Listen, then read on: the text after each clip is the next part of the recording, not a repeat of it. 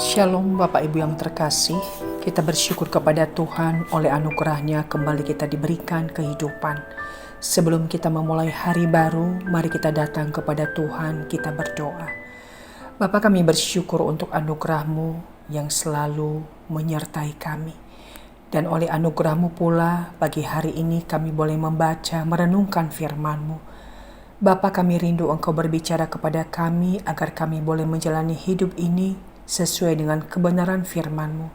Berbicaralah kepada kami, demi nama Tuhan Yesus kami berdoa. Amin. Pagi hari ini saya akan mengajak kita untuk membaca dalam 2 Raja-Raja pasal 19 ayat 1 hingga ayat yang ke-37. Namun saya mengajak kita untuk membaca di dalam 2 Raja-Raja pasal 19 ayat 14 dan 15 saja. Demikian firman Tuhan. Hizkia menerima surat itu dari tangan para utusan, lalu membacanya. Kemudian pergilah Hizkia ke rumah Tuhan dan membentangkan surat itu di hadapan Tuhan. Hizkia berdoa di hadapan Tuhan dengan berkata, "Ya Tuhan Allah Israel yang bertakhta di atas kerubim, hanya Engkau sendirilah Allah segala kerajaan di bumi. Engkaulah yang menjadikan langit dan bumi." Demikian jauh pembacaan firman Tuhan. Yang terkasih, kalau perikop ini kita baca diberi judul oleh LAI, Yerusalem luput dari tangan Sanherib. Jadi cerita ini adalah di mana Sanherib, Raja Asyur, mengancam kerajaan Israel dan dengan berkata bahwa selama ini kerajaan Asyur telah banyak mengalahkan bangsa-bangsa, telah banyak menaklukkan negeri-negeri, dan tidak ada seorang pun dari musuhnya yang bisa luput. Dan karena itu ia memberikan ancaman surat kepada Raja Hizkia. Sebenarnya ancaman ini adalah sebuah ketakutan bagi Hizkia dan juga Israel.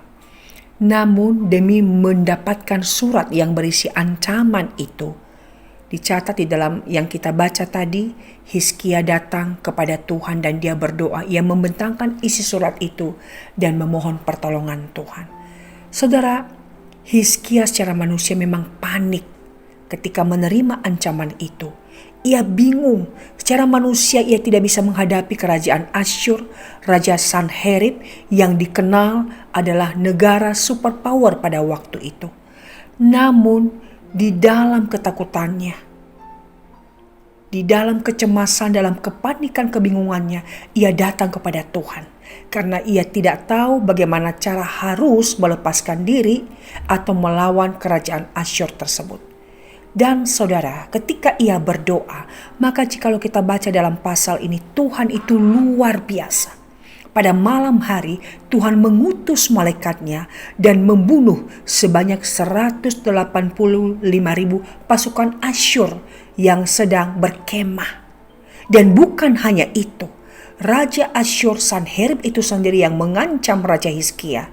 Ketika ia datang beribadah di kuilnya untuk menyembah berhalanya, ilahnya, maka kedua anak kandungnya membunuhnya dengan cara yang tragis.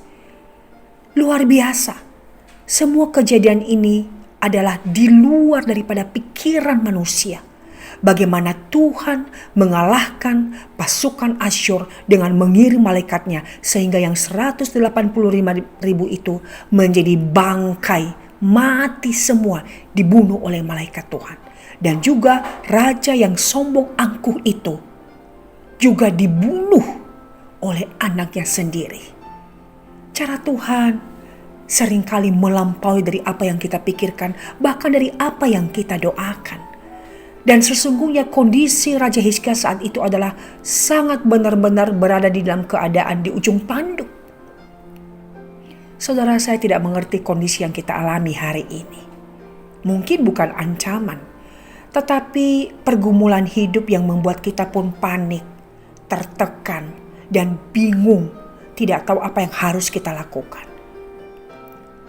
Hizkia datang kepada Tuhan dan mengingatkan kita, memang tidak ada satu pribadi yang bisa menolong kita, melepaskan kita, meluputkan kita selain daripada Allah, Tuhan Allah Israel yang disembah oleh Abraham, Ishak dan Yakub, dan yang menyatakan diri di dalam Yesus Kristus.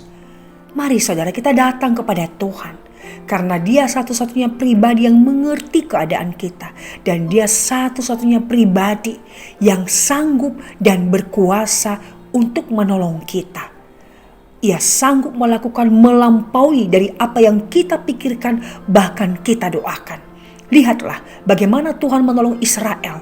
Pasukan 185.000 yang akan menyerbu Israel itu dibunuh oleh malaikat Tuhan dan semua menjadi bangkai. Dan raja yang angkuh yang mengancam Raja Hizkia beserta rakyatnya itu dibunuh oleh Tuhan dengan cara tragis oleh tangan anaknya sendiri. Luar biasa, sangat ajaib cara Tuhan. Saudara, mari kita datang kepada Tuhan. Apapun pergumulan hidupmu, datanglah kepada Tuhan. Dan Tuhan yang lebih tahu mana yang terbaik untuk menjawab doa saudara dan saya. Jangan panik, jangan biarkan dirimu berada di dalam tekanan, dalam stres. Itu tidak akan pernah menyelesaikan masalah hidupmu. Tetapi datanglah kepada Tuhan, karena Ia yang mengendalikan situasi hidup kita. Dan Ia juga yang mengendalikan seluruh alam semesta ini. Mari kita berdoa.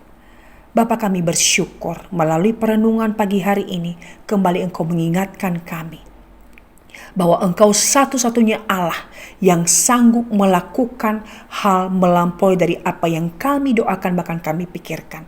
Sejarah membuktikan bahwa Engkau Allah yang dapat diandalkan dalam situasi kondisi apapun. Tuhan, Engkau mengerti pergumulan hidup setiap kami yang mendengarkan renungan online hari ini. Bapa, kami datang kepadamu, kami mohon anugerah-Mu. Kiranya Engkau juga beri kami anugerah untuk mengalami Engkau dalam setiap pergumulan hidup yang kami alami. Sehingga iman kami terus bertumbuh kepada Tuhan. Dan kami boleh menyiarkan kebesaran-Mu, keajaiban-Mu bagi orang-orang yang ada di sekitar kami.